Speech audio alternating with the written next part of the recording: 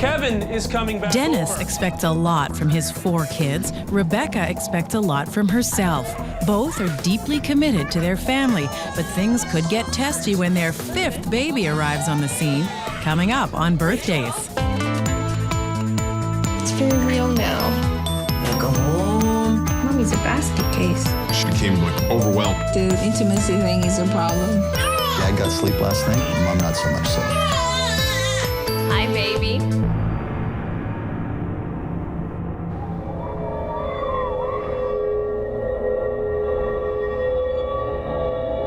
This is the calm before the storm. Hi guys. How's your day? Come on in. How's your day? You don't take your clothes down.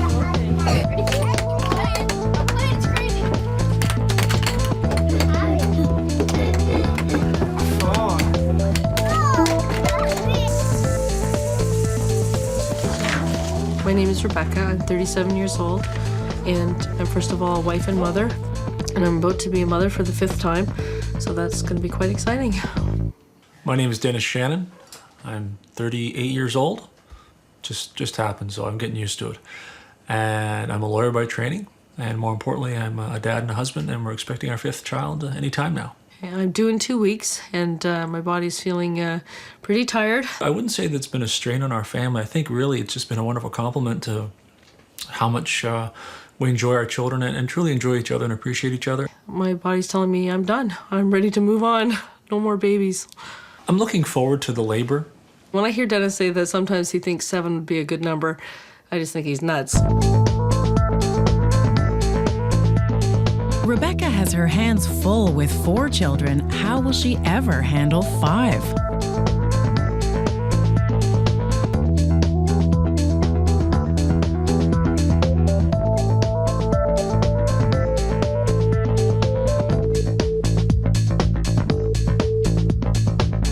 Well, it's time to go see Auntie. We have to go have our midwife appointment, so it's time to get ready.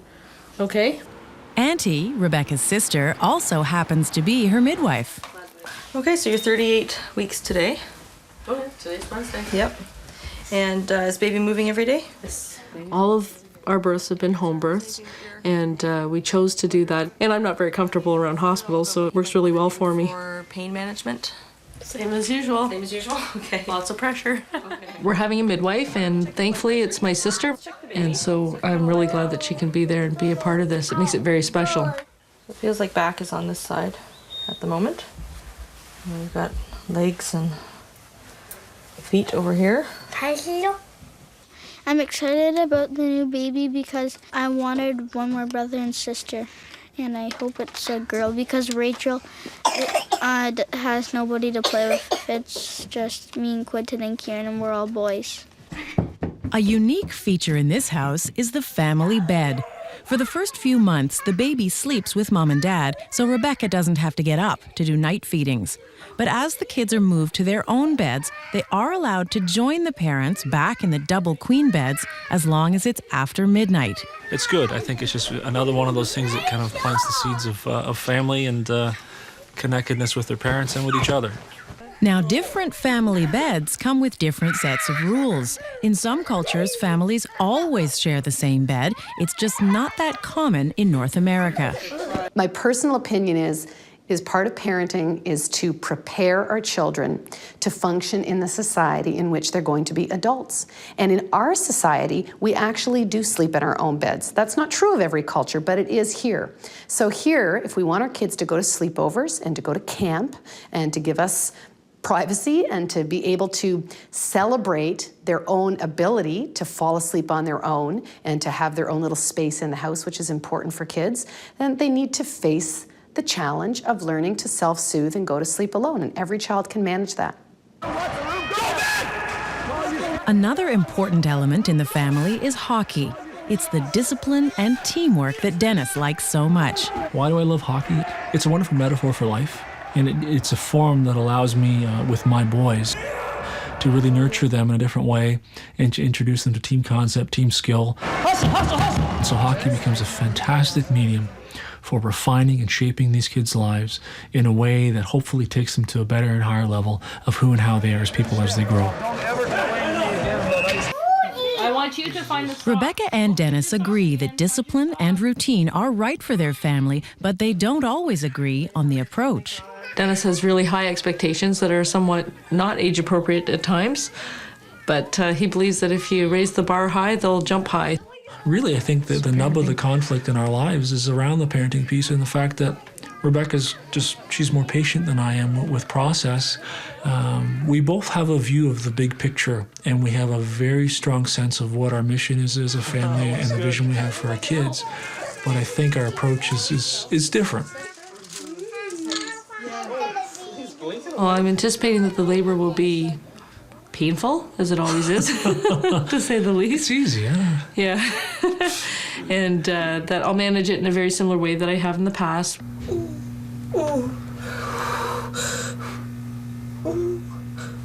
Rebecca goes into labor right on schedule, and the midwives are called.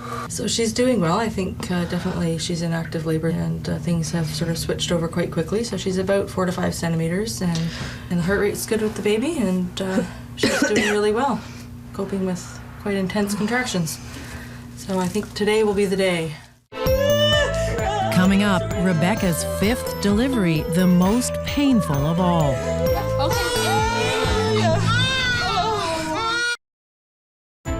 Rebecca and Dennis are expecting their 5th child. Like all the others before, she's planning a home birth. But this pregnancy is taking its toll on her physically, something this supermom is not used to. Doing really well. That's a girl. Okay. I'd like you guys to go downstairs. Okay. Hey, Rebecca. Yeah? You're going to have to move up in the bed unless you want to deliver here. Just leave. Well, that's good. Okay? You're doing fine. That's it. Slow your breathing down. Okay, I want you can even just roll onto the bed this way. A cold cloth on the counter and be quiet. Okay. Rebecca. Oh, that's right. Yes, where are you? Don't be afraid to push, okay? If you want to push, go ahead and push. There you go. Oh, my hip's locking. Okay. Really good if you want. Okay. See what you need to do. Just move it around. Do you want another pillow behind your head? No, it's okay. Here comes this little person. Lots of dark hair. Oh, surprise. Yeah, surprise. They all have dark little pushes. That's a girl. Little push. Gentle pushes. Nice, steady, and strong, okay? And at some point, Push down. Push down. bring your legs. Okay, breathe. Really?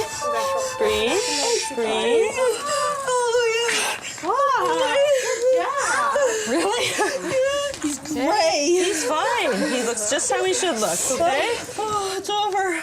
Here, hi, little one. 12 hours after the labor began, Rebecca gives birth to her 5th child, Declan, weighing 7 pounds, 13 ounces. Okay, just don't pull him too far because he's still attached, okay? Okay.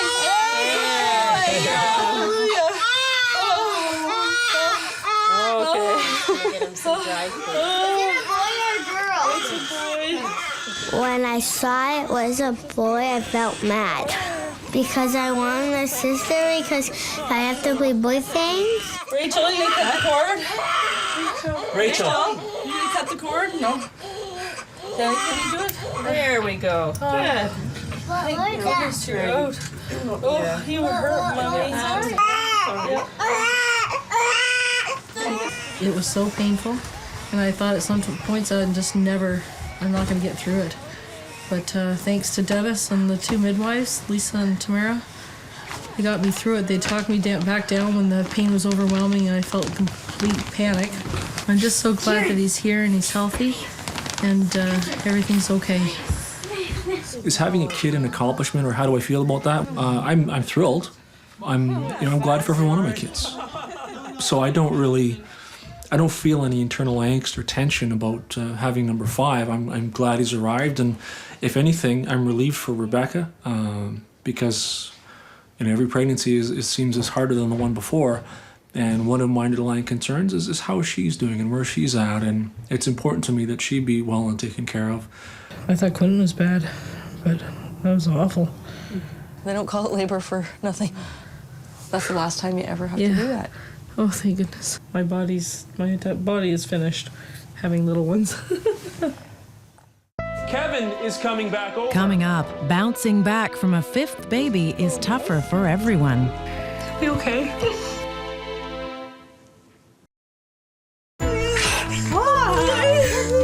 Rebecca has just given birth to her fifth child, but she's not recovering as quickly as she did in the past, and the entire family is trying to adjust to the new order. Rachel.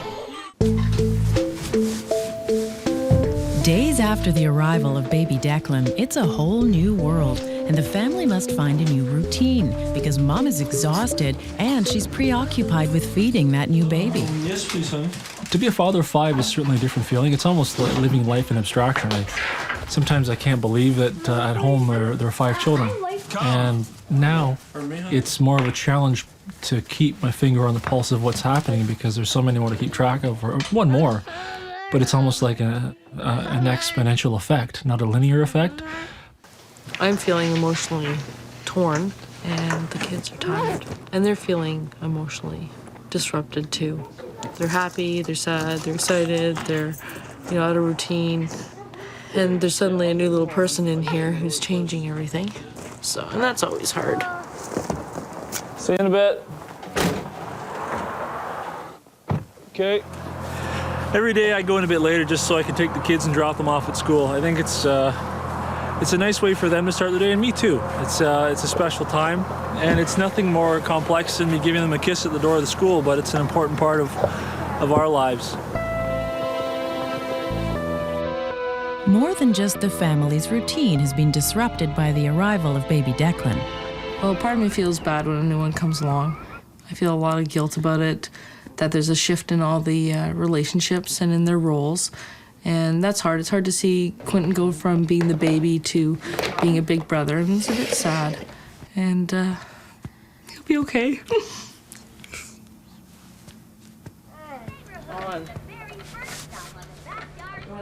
When you bring a new baby home from the hospital, you've already got an existing toddler there who's being dethroned. And dethronement is that idea that I've had the limelight, I've had it all on my own, and now there's this new person, the satellite, that's changing the orbit of my life. And so there's an adjustment phase. I sort of think of it as like having a mobile. And if you hang a new piece onto your mobile, the whole thing is going to go a little topsy-turvy. But eventually things settle down, we get back to equilibrium, and things move forward. Hello. How are you, baby? Hi, honey. How's your day? I think she tends to be very hard on herself, and I think part of that is that she expects a lot of herself, especially as it relates to caring for her family. And so if she has a moment where she's exhausted and needs to sit and needs to cry, and that's fine with me. With the added stress of the newborn and Declan monopolizing Rebecca's time, Dennis starts to feel the pressure. You don't throw that mask in your room, please. To me, being able to kind of rise beyond your circumstances and beyond the moment, to suck it up and give more, kind of metaphor for our kids' lives, that no matter where they find themselves or what the circumstances are around them, they can always rise to a higher level. And I know that drives Rebecca nuts sometimes. Sometimes it does cause me a lot of anxiety when he's putting the pressure on them to go beyond the moment. Yeah, that causes me a lot of anxiety. I like them just to be able to be who they are too sometimes, and sometimes there's reasons that they are reacting that way. Good job. Look, listen to me. Move your hands and listen. I need help, but I don't want them. Excuse me. Kevin is coming back over. When Dennis yelled this time, he was being loud. He was trying to talk over the chaos that was going on, but he was also trying to make sure that Kessler heard him. And you need to stop playing until you fix it. Kessler and Dennis meet fire to fire. Our parenting styles are somewhat different, and I tend to have a much longer fuse than Dennis.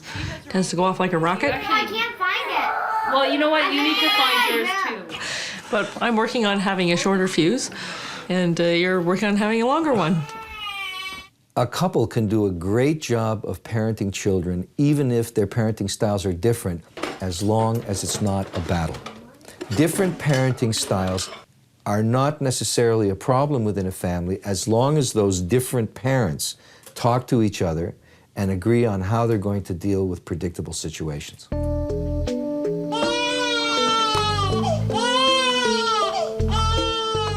Last night it was brutal because he was eating so much. He'd only be put down for about 20 minutes and went to a nurse again. There was a big leap between going from 2 to 3, and moving from 3 to 4 was not huge. Moving from 4 to 5 has been really big. It's been very different, a lot busier. Good thing I couldn't imagine how busy it was going to be, because it'd be very overwhelming. Okay, let's go, guys. A few days after the baby's birth, Dennis decides they need a family outing, against everyone's wishes. We've been sitting here waiting for Dennis, and it's now about 20 minutes, and the baby's almost done nursing. And I can't believe that he thought it would be a great idea if I was to get out of the house. He's only 4 days old, and I wasn't feeling the urge, but he thought it'd be good if we all got out of the house for a little while. So the kids complained and fussed and fumed, didn't want to go. I did that for you. No, just take it to the back for a minute. And when we got in the car, I said to Dennis, whose idea is this anyway? Mental note to self. They don't want to go out, we don't take them. Coming up, Dennis and Rebecca. Their approaches may be different, but their faith in their family unites them. Baby grow up to. Rebecca and Dennis are trying hard to cope with their 5th child. Both are determined to keep the family's routines going, but with very different parenting styles and the new baby, they both struggle. They don't want to go out, we don't take them. What I feel like in life is always never satisfied. And that's because I think that I can deliver more, those around me can deliver more, and that I want more from my kids. I know he would like me to share some of those ambitions, such as, moving towards doing further education, but I don't share those. Right now, my ambition is to be a good and godly mom. And I've achieved a lot of what I wanted, and so I'm where I want to be. So I'm comfortable with that. Aspect of your heart today. Pray unto Him as you listen. Ask God to deal with you as you are before Him this morning. Let's pray. Father God, again, we are thankful for how my faith has affected my parenting in that it's made me a lot more accountable, because I have a standard that's been laid out for me, biblically speaking, and I need to be that kind of mom and provide that kind of discipline and model those values. I've got that higher calling. I've got to be patient and loving and kind and gentle, and so if I can do it half the time, that'd be great, and try and model that for the kids so that they can be that kind of adult that I wish I was. They can be everything that I would love to be. Would you welcome them this morning? For Dennis, this desire to be the best of parents is rooted in his own childhood. You're old back. So you're going to have to grow up and mother these boys, aren't you?